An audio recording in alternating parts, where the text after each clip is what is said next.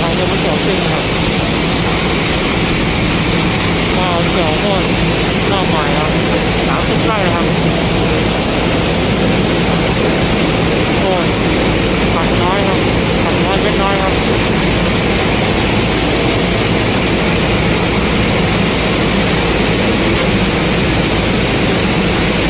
น่าจะเป็นขับน้อยเยอะครับ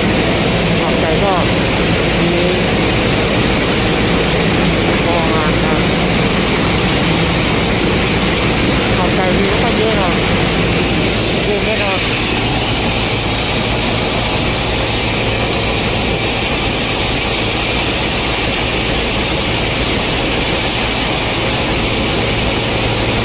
นี่ก็มีน้อยมากใหญ่มากครับแค่เดียวครับนี่จะเลยพนักงานมา6 ตันนะครับ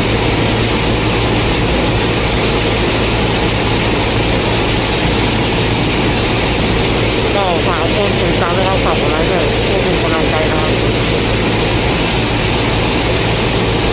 ก็ไลค์ดีนะครับโอ้สวยงามครับ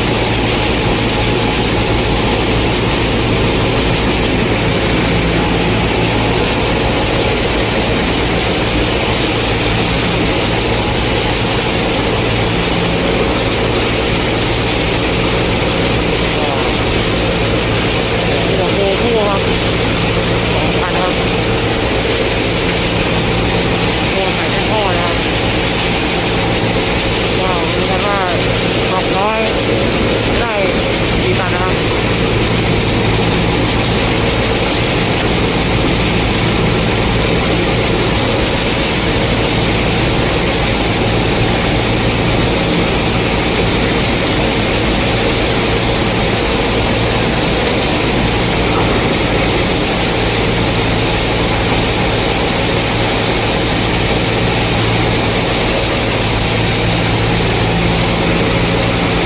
ก็ผมก็ค่อยๆครับวางพวกผมหมดเลยนะครับ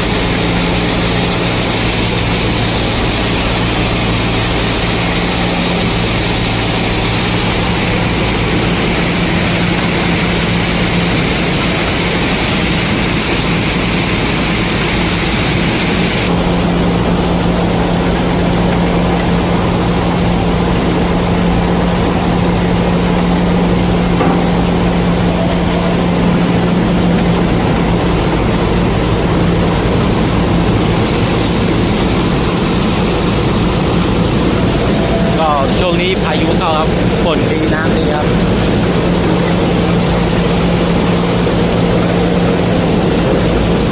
ปีนี้ใครไปเกี่ยวข้าวอีสานบ้างครับก็คอมเมนต์บอกเลยนะครับว่าโมเมนต์ในกลุ่มกันเขาโพสต์กันเริ่มไปแล้วครับเกี่ยวที่อีสานครับรถภาคกลางเริ่มไปกันแล้วครับก็ขอให้ทุกคนขนเงินขนทองเข้าบ้านนะครับช่วงนี้อีสานฝนดีน้ำนี้ก็จะติดลมมาหน่อยนะครับไปทรายกันที่นะครับน้ำมันก็แพงนะครับ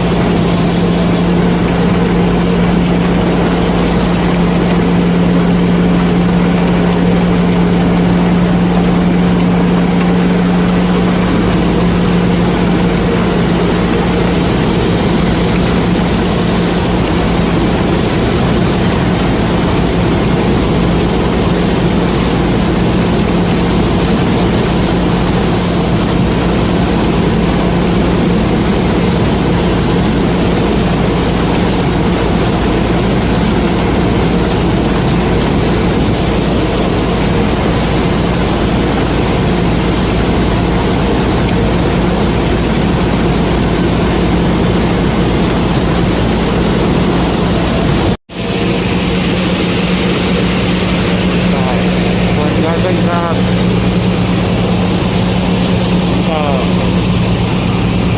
ประมาณสองตันแล้วนะครับผลงานก็ดีแล้วนะครับหรือว่าเสร็จทันคนหรือเปล่านะ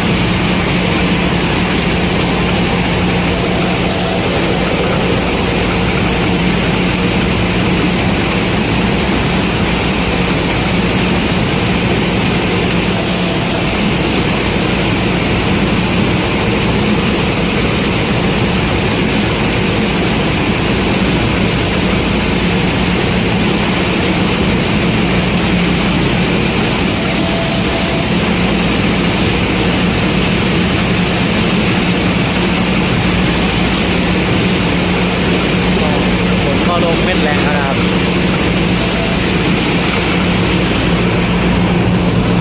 กล้องสับเริ่มแปลกแล้วนะก็ฝากทุกคนกดติดตามนะครับฝากกดไลค์กดเป็นกำลังใจด้วยนะครับก็ไว้เจอกันใหม่ในคลิปหน้าครับส่วนคลิปนี้ก็ขอตัวลาก่อนครับสวัสดีครับ